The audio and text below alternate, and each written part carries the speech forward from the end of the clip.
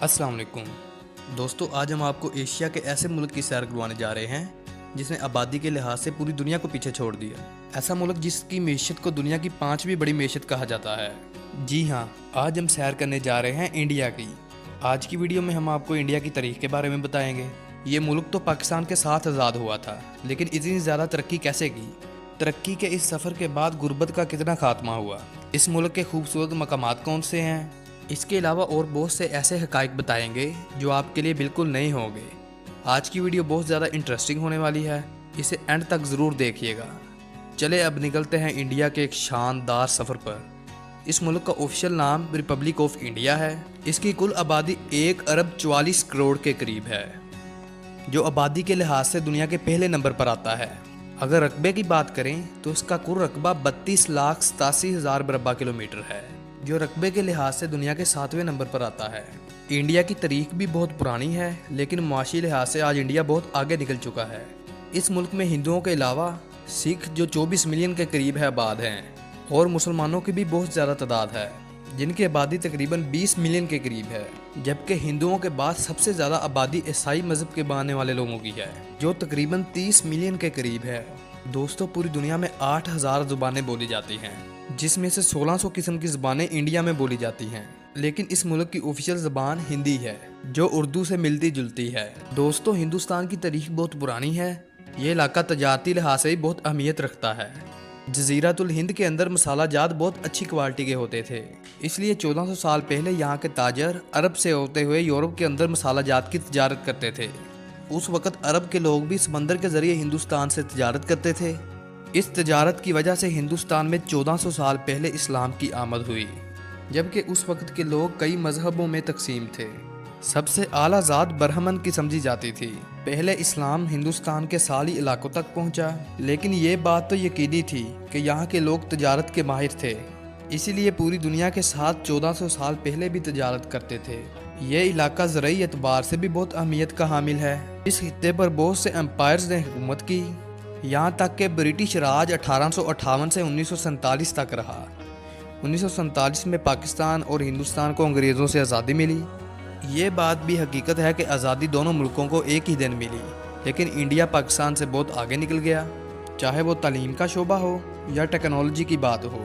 India وہ ملک ہے جس کے پاس دنیا کا سب سے بڑا کانسٹیٹیوشن ہے، کیونکہ اس ملک میں ڈیموکریسی ہے اور تمام طاقت وزیر اعظم کے پاس ہے۔ آج تک انڈیا میں کبھی بھی فوج نے مداخلت نہیں کی اور نہ ہی کبھی مارشل لاء لگایا گیا ہے۔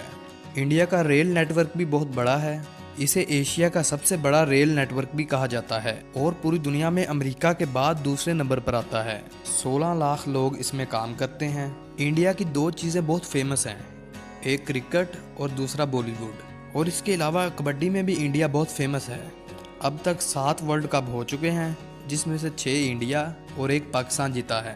کھیلوں کی اگر بات ہو رہی ہے تو دنیا کا سب سے بڑا کرکٹ سٹیڈیم بھی انڈیا میں موجود ہے۔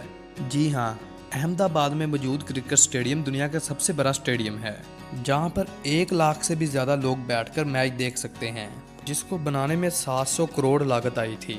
اگر بات کریں کھانے کی تو انڈیا اور پاکستان ایسے ملک ہے جہاں کھانے کے سب سے زیادہ شوقین موجود ہیں۔ بہت سے وزٹرز اس ملک میں کھانے کے سواد لینے آتے ہیں۔ انڈیا کی فیمس ڈش میں پنجاب کا پنیر چکن، دال تڑکا اور دال مکھنی یہاں کے لوگ بہت شوق سے کھاتے ہیں، لیکن زیادہ تر لوگ ویجیٹیرین کھانا پسند کرتے ہیں، اور یہ ان کے مذہب کا حصہ بھی ہے۔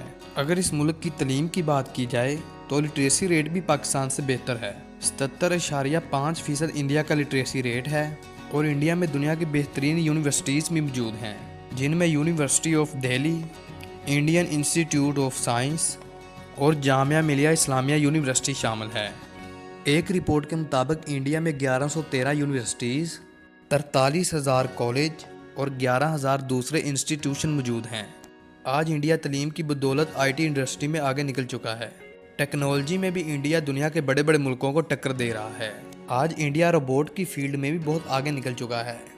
آج اس ملک کے لوگ آئی ٹی کے ذریعے دنیا کے 90 ملکوں کو سروس دے رہے ہیں، اور اربوں ڈالر آئی ٹی سیکٹر کے ذریعے اس ملک میں آ جاتا ہے۔ اسی وجہ سے آج دنیا کی بڑی بڑی کمپنیز کے ہیڈ آفیسز انڈیا میں موجود ہیں، جن میں گوگل جو کہ ممبئی، بنگلورو اور حیدرآباد میں موجود ہیں۔ دوستوں کیا آپ جانتے ہیں کہ دنیا میں سب سے بڑی ایمیزون کی بلڈنگ انڈیا کے شہر حیدرآباد میں موجود ہے، جس کا کل ایریا 30 لاکھ مربع فیٹ ہے۔ کیا آپ جانتے ہیں کہ ایمیزون اپنا ایک آفس پاکستان میں بھی کھولنا چاہتا تھا، لیکن پاکستان کے چند افراد نے ایمیزون کے ساتھ فراڈ کیا اور ایمیزون نے پاکستان میں دفتر کھولنے سے انکار کر دیا۔ بہت سی چیزوں کے ذمہ دار ہم خود بھی ہیں، سب کچھ حکمرانوں پر نہیں ڈالا جا سکتا۔